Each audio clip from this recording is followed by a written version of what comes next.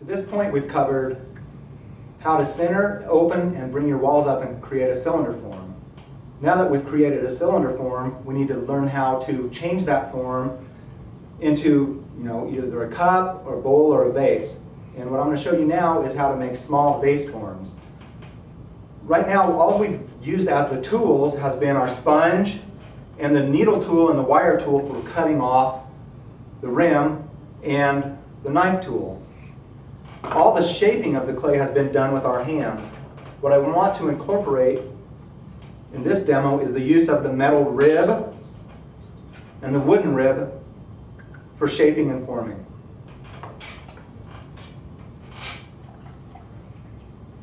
I'm still using the small amounts of clay. I'm using approximately 2 pounds on this form that I'm going to create.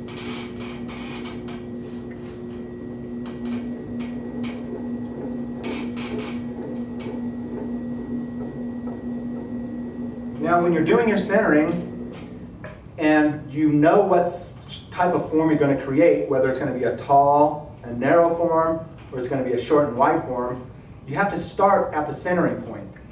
If you're going to make something tall and narrow, you have to keep your mass of clay in a tall, narrow dome form.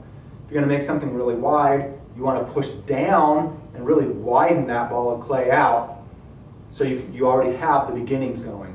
If you have it really wide and you want to make something tall and narrow, once you have it wide, it takes a lot more work, if you can do it at all, to bring it back in. So in this form, I want to create a tall, narrow vase. So I'm going to bring this centered ball of clay just a little taller. Now I'm going to do my opening.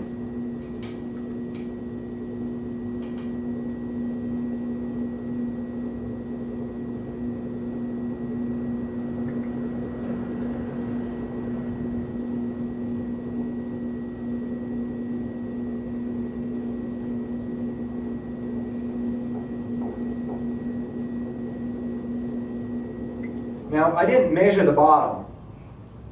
After 20 years of throwing, I really know from feel and from experience how much clay I leave in the bottom. When you're learning, you really do, every time, want to measure the thickness. If you don't, and you always have your pots too thin at the bottom, you'll cut through them every time you go to do your trimming on your foot ring.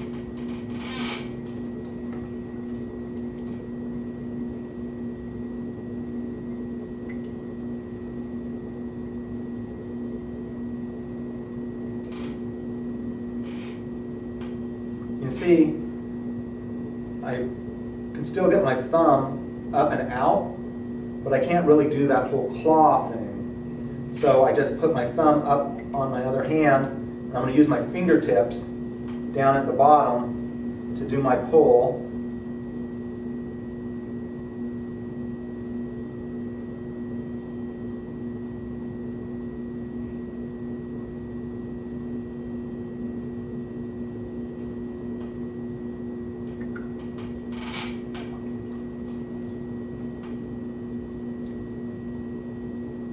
Now I've got a nice, tall, cylindrical form created.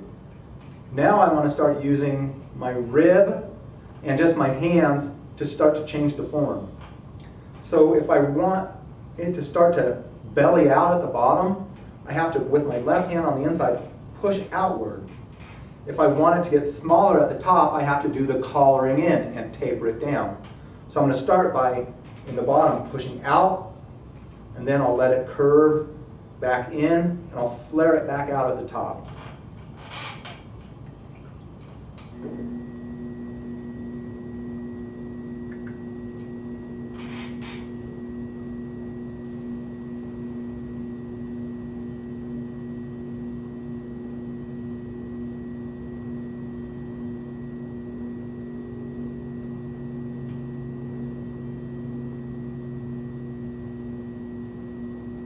one thing you have to remember to do is you have to leave enough thickness in the bottom part of your wall to allow you to push outward. As you stretch this out, your wall starts to get thin. If it's too thin in the beginning, you push out, you're going to push right through it.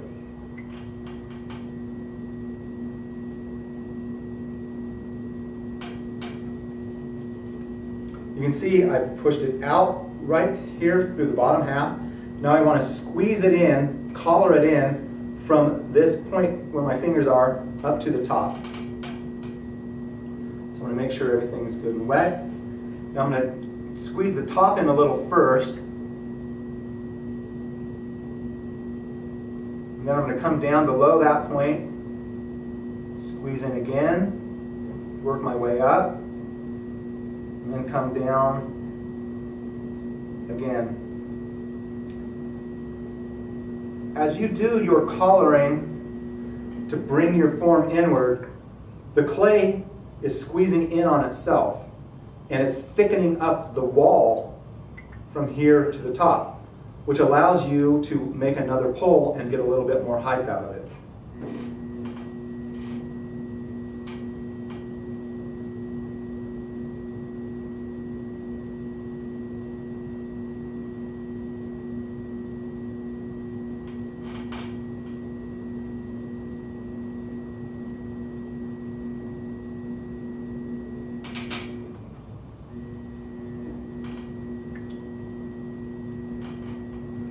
Now I'm going to start using my metal rib to refine this curve on the bottom half. Now the rib has a straight edge, a sharp curve on each end, and then a shallow curve on the other side. I like using this curved side. I can really bend the tool around and work the shape that I want to get from it. Again, I want to make sure the outside of my pot is good and wet, because I want the rib to slide on the outside of the pot.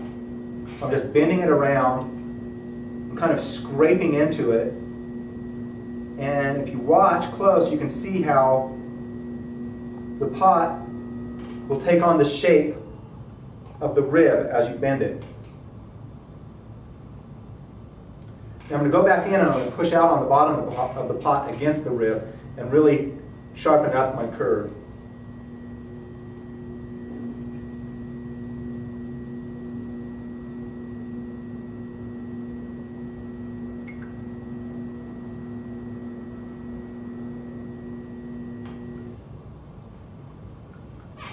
If you were just using your fingers and your sponge, you could never get this smooth finish and get this nice gradated curve going from the top here around and to the bottom. It just would be impossible because of the shape of your sponge and the shape of your fingers. Now, if you notice, I have a lot of clay left here at the very bottom against the bat, and it kind of messes with the overall shape of the bottom of the pot. I'm going to leave that there for the time being. I'm going to finish shaping at the top, and then I'm going to cut that away so my foot really tapers down.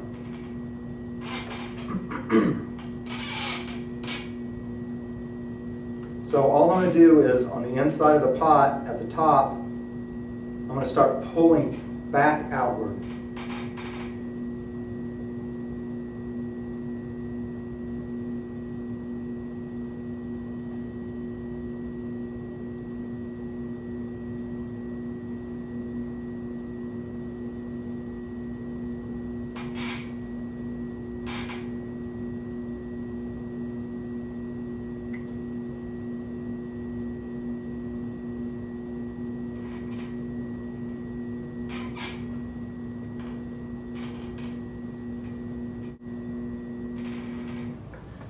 Now I've got the curve set at the bottom of the pot, or the belly of the pot. I've tapered it in at the neck, and I've flared it out at the very top of the rim. Now I want to get rid of this extra clay down at the bottom, so I'm just going to use my wooden knife tool and trim that away.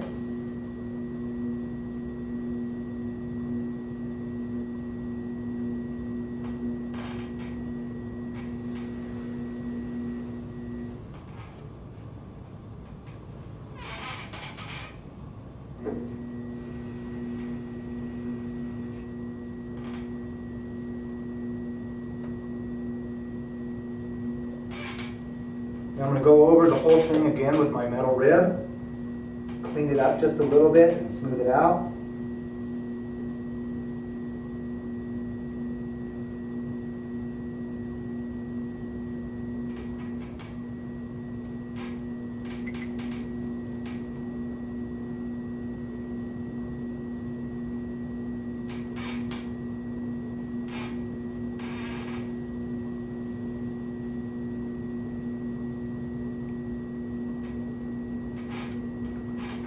Clean up my rim, my sponge.